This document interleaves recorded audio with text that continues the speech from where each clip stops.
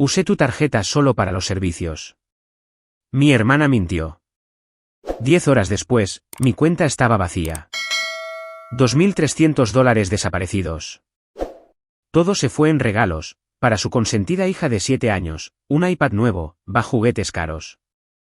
No grité. Simplemente, tomé medidas en silencio. Para la mañana, mi hermana empezó a gritar, Quiceo y patin rai unai. Sauchuinai, supe que nunca volvería a confiar en ella. Ni como mi hermana, ni como amiga, ni siquiera como alguien a quien pudiera dejar, en la misma habitación, con mi bolso. Algo dentro de mí se rompió ese día. No fue un estallido ruidoso, sino algo silencioso. Como que una puerta se cierra para siempre, y ni siquiera te molestas en mirar atrás. Todo empezó con ella, tocando a mi puerta a las 8:20 de la mañana. Recuerdo la hora, porque estaba a mitad de mi café, y ni siquiera me había sentado todavía. Olivia dijo que su tarjeta había sido marcada por fraude, y que el banco la había bloqueado. No parecía aterrorizada, sino más bien ensayada, como si hubiera planeado exactamente qué decir, antes de subir al auto. Me dijo que solo necesitaba cubrir algunos pagos urgentes de servicios. Agua, luz, cosas básicas. Dijo que la bloquearían del sistema de su apartamento, si no pagaba antes del mediodía. Incluso mencionó algo sobre cargos por demora, y como no podía arriesgarse, porque su hija se quedaría en casa ese día. No lo cuestioné. Ni siquiera dudé lo suficiente como para hacerla sudar. Simplemente, tomé la tarjeta del cajón. No era mi tarjeta principal, no soy tan descuidada, pero era la que estaba vinculada a mis ahorros reales. Los $2.300 que había estado acumulando para emergencias, o tal vez, para el enganche de un pequeño auto usado en el futuro. Ella sabía que yo estaba ahorrando. Sabía que ese dinero era importante para mí, aún así, se lo entregué porque le creí. Quería creer, que ella no era la misma Olivia, la que solía mentir sobre teléfonos rotos y alquileres atrasados. Se lo dije muy claro, solo para los servicios, nada de compras, nada de extras. Ella dijo que por supuesto, e incluso se hizo la ofendida, por el simple hecho de que yo lo mencionara. Luego, se fue. El resto del día transcurrió sin novedades. Trabajé desde casa, respondí correos, almorcé, intenté quitarme esa extraña sensación, que siempre tengo cuando Olivia está involucrada en algo. Al final de la tarde, empecé a revisar mi teléfono más de lo habitual. No había mensajes de ella, ni llamadas. A las 6 de la tarde, le escribí. Nada. A las 7:15, me mandó directo al buzón de voz. A las 7:30, abrí la aplicación de mi banco, solo por curiosidad. Esperaba ver, tal vez, un par de cientos de dólares menos. Todavía me decía a mí misma, que tal vez ella había redondeado la cifra, para cubrir también el mes pasado. Lo que vi, me golpeó como un ladrillo. Mi saldo era de $14.30. Actualicé la aplicación 3 veces, como si fuera un error del sistema, pero no, todo se había ido. Un cargo de $679 en la tienda de Apple. Múltiples cargos en tarjeta Amazon. Toys R Us, $382. Macy's, $211. Algo llamado Kid Lux por $170. Una lista completa de cargos, uno tras otro, todos realizados entre las 10:45 de la mañana a las 4:30 de la tarde. Se gastó cada centavo, todo fue para su hija. Ni siquiera fue sutil. Un iPad nuevo, muñecas, juegos, ropa, un auto eléctrico tamaño infantil. Podía ver los nombres de los artículos en los recibos. Ni siquiera intentó ocultar su rastro. Fue un botín de cumpleaños, uno masivo, como si su hija fuera de la realeza, ella tuviera una tarjeta sin límites para respaldarlo. Ni siquiera lloré. Me sentía enferma, pero no hubo lágrimas. Solo hubo un tipo de silencio entumecido, mientras miraba esa pantalla. No era solo el dinero. Era el hecho de que me miró a los ojos, dijo servicios.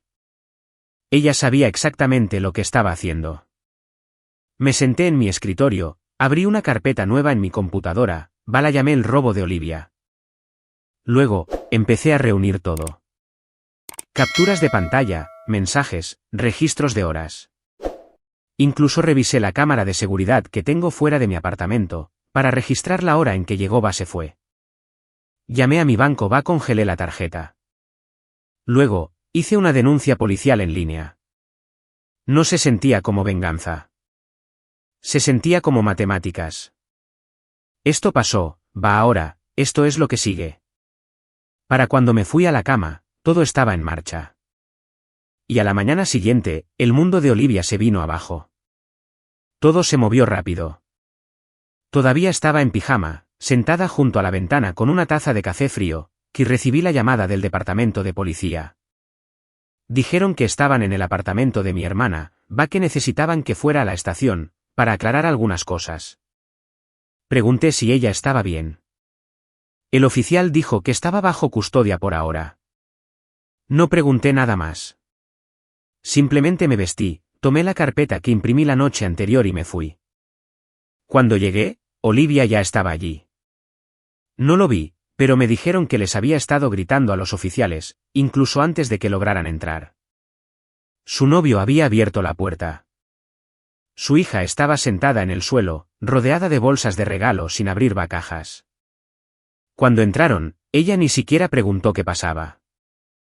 Solo empezó a gritar, diciendo que no había robado nada, que su hermana le había dado la tarjeta, como si eso fuera a cambiar lo que hizo con ella. Al entrar a la estación, podía escucharla. No estaba llorando, estaba furiosa, acusándome de tenderle una trampa, diciendo que todo era un malentendido, que no era robo porque éramos familia. Me llevaron a una sala aparte, me pidieron que repasara todo, de principio a fin. Presenté la cronología, mostré el mensaje de la mañana anterior donde decía que era solo para servicios, mostré la actividad de la cuenta, las horas que coincidían exactamente, con el tiempo que pasó de compras. Ni un solo pago a una compañía de servicios, ni un solo dólar destinado a lo que ella juró que pagaría. Luego la trajeron a ella, esposada por delante. Al principio, ni siquiera me miraba. Pero una vez que se sentó, se dio cuenta de que yo era quien había hecho la denuncia, perdió el control de nuevo. Le dijo al oficial que yo estaba exagerando todo, me dijo que me iba a pagar, le dijo a todos que no era para tanto. No dije mucho, solo escuché, porque ya no se trataba de demostrar algo. Se trataba de obligarla, finalmente, a enfrentar lo que siempre evitaba, las consecuencias. Uno de los detectives leyó los cargos que podría enfrentar. Uso no autorizado de un instrumento financiero, posible intención de defraudar, dependiendo de cómo resultaran las devoluciones. Pude ver el momento exacto en que lo asimiló. Toda su cara cambió. No porque estuviera arrepentida, sino porque se dio cuenta de que esto realmente podría costarle algo. Siempre se había librado de las cosas antes. Siempre había alguien para limpiar su desastre. Pero esta vez no. Le dieron una opción. Podía enfrentar los cargos, o devolverlo todo, reembolsar cada centavo a enmendar el daño. No dijo una palabra durante un minuto entero. Luego preguntó si podía llamar a alguien. La dejaron, pero no sirvió de nada. Nadie podía cubrirla esta vez. Su novio ni siquiera respondió. Ella eligió el reembolso. Esa tarde, empezó a devolver los regalos. Se mantuvo en silencio, pero yo veía las notificaciones llegar. Primero $679 de la tienda Apple, luego 382 de Toys R Us. Uno por uno, todo empezó a revertirse. Seguí el rastro de cada dólar. No la contacté, ni siquiera le hice saber que estaba observando. Solo esperé. Al final del segundo día, $1,900 estaban de vuelta. No esperaba recuperarlo todo. Algunas tiendas no reembolsan electrónicos una vez abiertos, yo sabía que su hija ya había estado usando el iPad. Pero ella lo estaba haciendo, no porque quisiera, sino porque no tenía otra opción. Luego, al tercer día, justo cuando todo parecía estar terminando, recibí un mensaje de nuestra prima mía. Era corto, solo unas palabras: ¿has sabido algo de Olivia? Yo no había hablado con nadie sobre ella desde la denuncia. Pero Mía no esperó respuesta. Envió el siguiente mensaje de inmediato: su hija está en el hospital. Cirugía de emergencia por apéndice. ¿Es grave? No respondí de inmediato. Me quedé mirando ese mensaje más tiempo del que debería, como si estuviera en un idioma que no entendía. Y en ese momento, no tenía idea de que este no era el final de la historia. Era solo el comienzo de algo peor. No esperaba que el karma golpeara tan rápido, o tan fuerte. Pero 3 días después de que la policía se la llevara esposada, Olivia se encontró en la parte trasera de otro vehículo, esta vez, una ambulancia a toda velocidad. Era su hija. Mi primera reacción fue fría. No quería saber de ella, ni qué excusa estaba inventando, ni a quién culparía después. Pero el segundo mensaje llegó antes de que pudiera responder: apéndice, cirugía de emergencia, es grave. Al principio, no lo creí. Sinceramente, parecía demasiado conveniente. Una parte de mí pensó que tal vez Olivia intentaba desviar la atención, crear otra escena va a generar simpatía. Sabía cómo manipular a la gente. Pero luego mi teléfono empezó a sonar. Mi mamá, mi tía, un mensaje de voz de su novio, va otro de alguien con quien no hablaba en años. Todos decían lo mismo. Era real. Estaba en emergencias. Su hija había pasado de un dolor de estómago a vomitar, va a casi desmayarse en el suelo del baño, en menos de 24 horas. Y por fin la llevaron al hospital, el apéndice ya se había roto. Entró directo a cirugía. Y aquí fue donde el golpe fue más duro. No tenían dinero, ni un centavo. Ella lo había agotado todo en esa juerga de compras. Todos los reembolsos seguían pendientes, ella estaba bloqueada de su cuenta, mientras la investigación por fraude seguía activa. Ni siquiera tenía acceso a su PayPal. Su novio tenía menos de $500 a su nombre, nadie más en la familia podía costear una factura de ese tipo. El hospital necesitaba miles de dólares rápido, porque su seguro solo cubría una parte del procedimiento, el resto corría por su cuenta. De repente, el cumpleaños que ella había organizado como un gran evento real, los dulces infinitos, los pasteles, las bolsas de juguetes. El iPad nuevo al que su hija estuvo pegada los últimos 3 días. Todo se derrumbó en una sola palabra que ningún padre quiere escuchar: cirugía. Y todo eso. Todo. Volvía a la necesidad de Olivia de impresionar a una sala llena de niños madres, que ni siquiera recordarían la fiesta una semana después. Esa noche, apagué mi teléfono, me senté en la mesa de mi cocina, en silencio. Mis manos temblaban, no sé por qué. Rabia, lástima, agotamiento. Ya no sabía qué sentía. Quería decir que no era mi problema.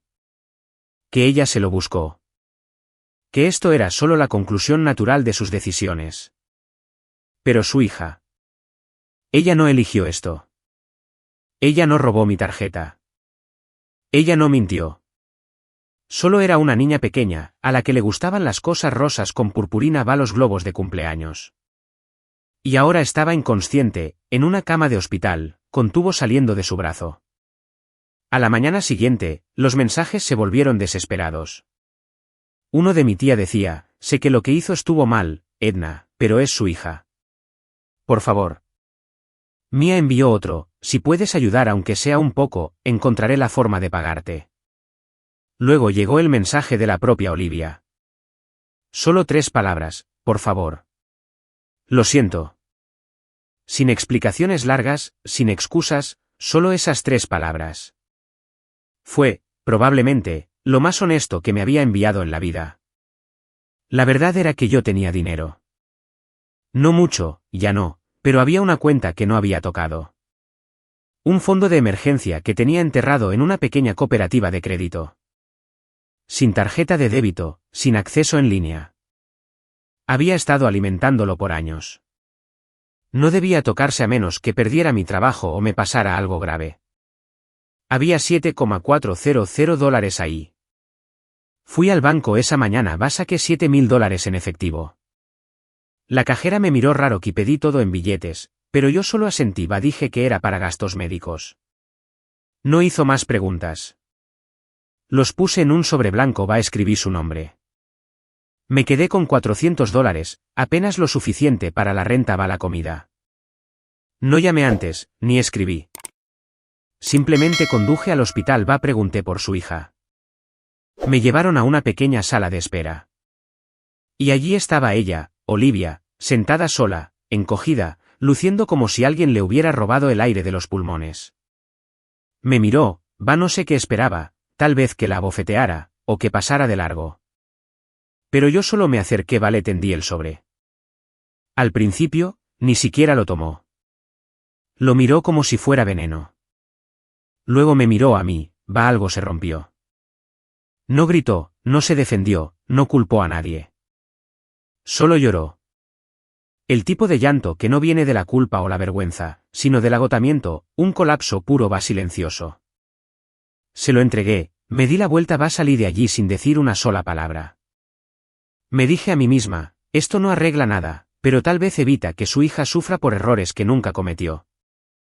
No tenía idea de lo que vendría después, pero lo que pasó en los días siguientes, cambió todo de nuevo, de una forma que nunca esperé. La estancia en el hospital duró 4 días. No regresé después de entregarle el sobre. Me dije que ya había hecho lo que podía, que el resto no me correspondía cargarlo. Pero pensaba en esa niña constantemente. En su piel pálida, los cables en su brazo, como un cumpleaños se convirtió en una emergencia médica. Revisaba mi teléfono, aunque no quería admitir que esperaba algo. En la tercera noche, finalmente llegó un mensaje. Sin palabras, solo una foto. Su hija en la cama del hospital, con los ojos apenas abiertos, un pequeño oso de peluche bajo el brazo. Se notaba que todavía sentía dolor, pero estaba viva. En la esquina de la foto, casi escondida, estaba Olivia. Tenía la cabeza baja, incluso en esa foto granulada, algo se veía diferente. No estaba sonriendo, no estaba posando. Parecía alguien a quien le habían quitado todo el ruido, el drama con el que solía envolverse. Esa noche, no di vueltas en la cama. Dormí de verdad, por primera vez desde que todo esto comenzó. A la mañana siguiente, mi mamá llamó. Dijo que Olivia apenas le había hablado a nadie en el hospital. Sin arrebatos, sin berrinches, sin culpar a nadie. Solo estaba tranquila, enfocada. Nunca se separó del lado de su hija. Y luego me dijo algo más. Olivia había terminado las devoluciones. Cada último $1 de la juerga de compras había sido reembolsado, o reemplazado con efectivo de cosas que empeñó, donde las devoluciones no eran posibles. Incluso fue a la tienda Apple 2 veces, intentando devolver el iPad abierto. Se negaron, así que lo empeñó, entregó el dinero. Y revisé mi cuenta bancaria esa tarde, el total estaba de vuelta en $2.300 exactos. No sabía qué sentir. Alivio, tal vez, pero también confusión. Así no era como ella operaba. Esta no era la Olivia que yo conocía. Y entonces, como si estuviera planeado, llamaron a mi puerta. La abrí, allí estaba ella. Sin entrada dramática, sin maquillaje, sin energía forzada. Solo Olivia, cansada, sosteniendo algo en su mano. No pidió entrar. Ni siquiera intentó explicarse. Me miró a los ojos, dijo, necesito hablar, escucharé. Me hice a un lado. Nos sentamos en mi mesa de la cocina, exactamente en el mismo lugar donde yo había mirado mi teléfono la noche en que vi el dinero desaparecer. Ella no perdió tiempo. Lo admitió todo. Dijo que había mentido, que lo sabía, que la verdad era que pensó que yo nunca la enfrentaría.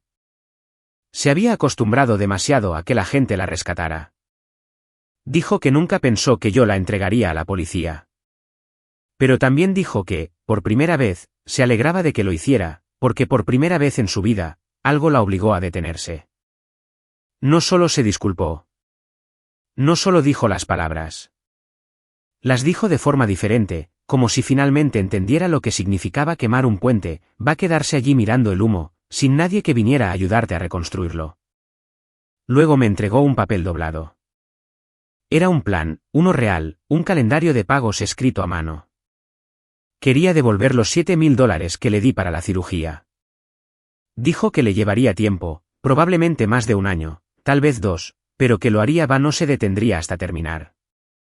No necesité leer el papel para saber que hablaba en serio. Le dije la verdad, no necesitaba el dinero ahora mismo, me las arreglaría, pero que si ella quería pagarme, debía hacerlo. No porque yo lo esperara, sino porque veía que ella necesitaba hacerlo.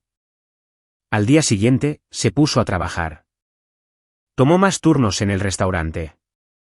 Empezó a hacer repartos por las noches. Me enviaba capturas de pequeños depósitos, actualizaciones sobre la recuperación de su hija, fotos de las visitas al médico. No porque yo se lo pidiera, sino porque ella quería. No estaba tratando de reparar solo la deuda. Estaba reparando el daño, en silencio, un paso pequeño va creíble a la vez.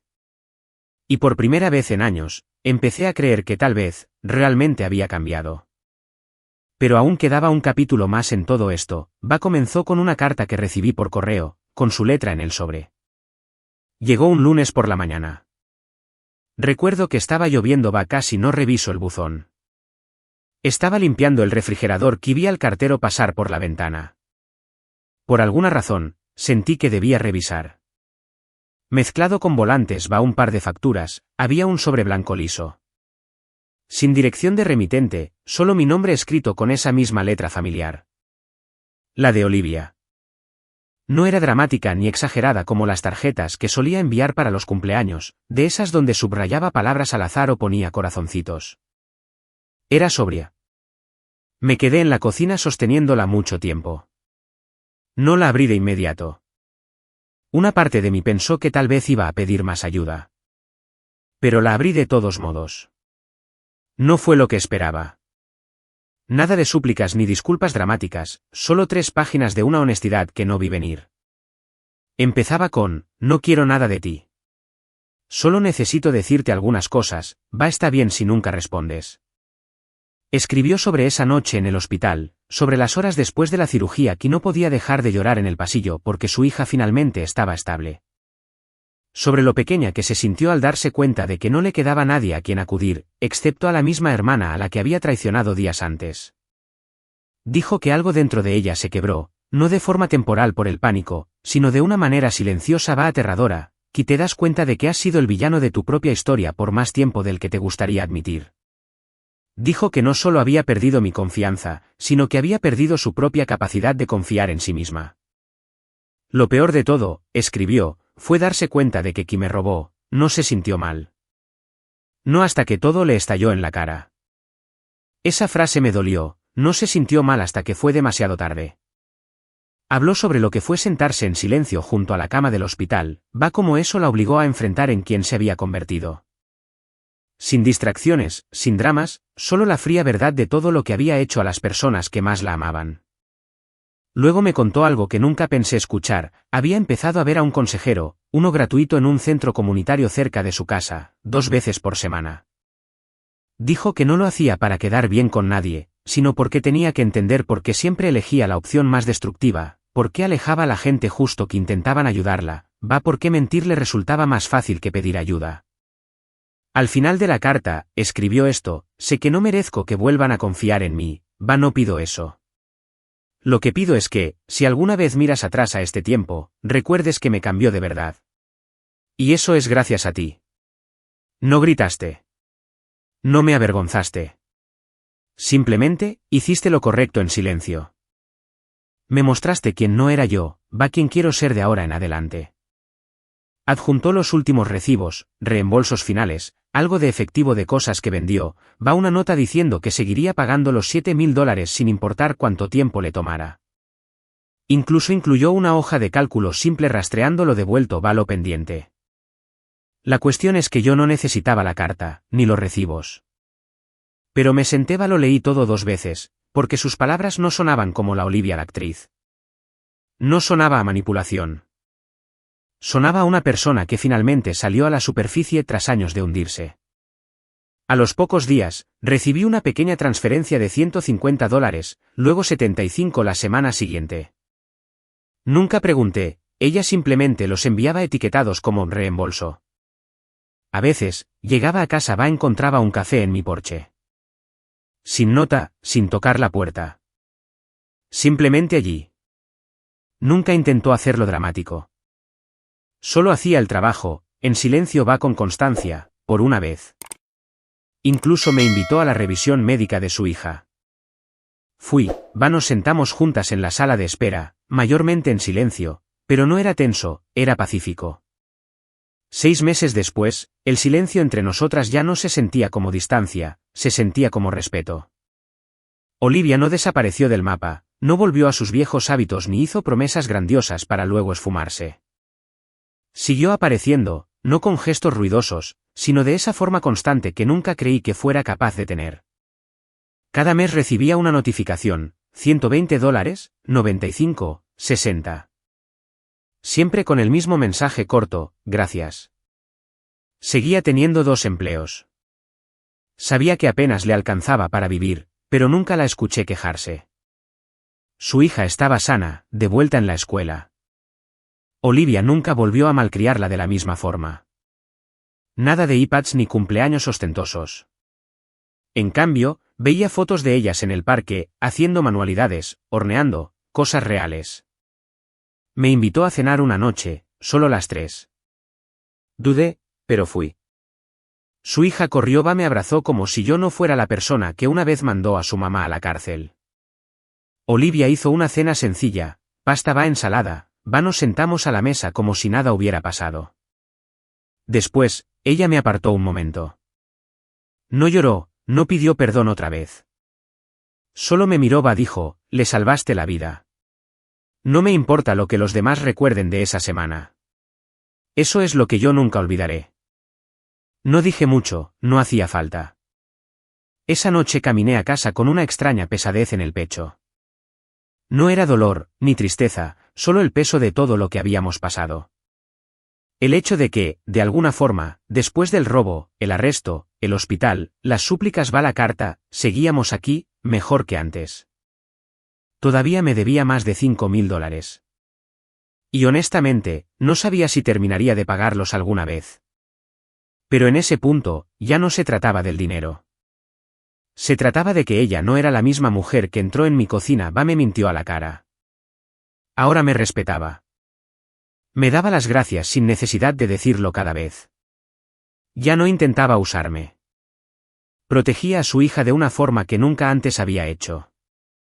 No era perfecta, pero era honesta. Eso era suficiente. Yo seguía reconstruyendo mis ahorros, trabajando horas extra, diciendo que no a muchas cosas que quería, para mantenerme a flote. Pero que me sentaba a la mesa de mi cocina por la noche, no sentía amargura. No me sentía como una tonta, ni que se hubieran aprovechado de mí. Me sentía como alguien que hizo lo correcto, incluso que dolió. Y a cambio, recuperé algo que no esperaba, a mi hermana, la de verdad, la que no había visto en años.